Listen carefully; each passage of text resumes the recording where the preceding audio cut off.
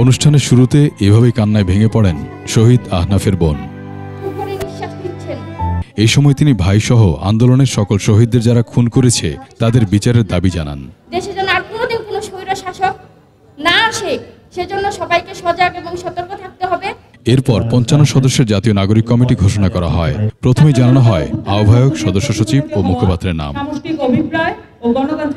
এই সময় লিখিত বক্তব্য পাঠ করেন মুখপাত্র সামান্তা শারমিন। জনস্বার্থের পক্ষে নীতি নির্ধারণে ভূমিকা রাখার লক্ষ্যে আমরা নাগরিক দায়িত্ব পালনের অঙ্গীকার করছি। কমিটি ঘোষণা শেষে আহ্বায়ক নাসিরউদ্দিন পাটোয়ারি বলেন, নাগরিক কমিটি রাজনীতি করবে না, অংশ নেবে দেশ পুনর্গঠনে।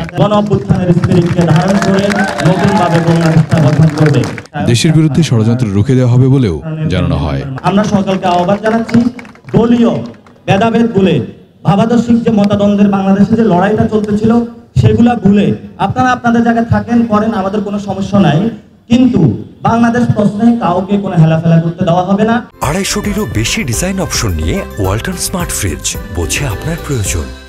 আওয়ামী লীগের বিষয়ে কথা হলো, প্রথম কাজ হবে তাদের বিচার, কোনো ধরনের সমঝোতা নয়। সমাজের অনেক মানুষ হলো আওয়ামী লীগ হয়েছে, আওয়ামী লীগের সমর্থন করেছে, সেখানে আমরা তাদের কাছ থেকে রিডিমশন চাই, তারপরে আমাদের সমাজে রিকনসিলিয়েশন হবে।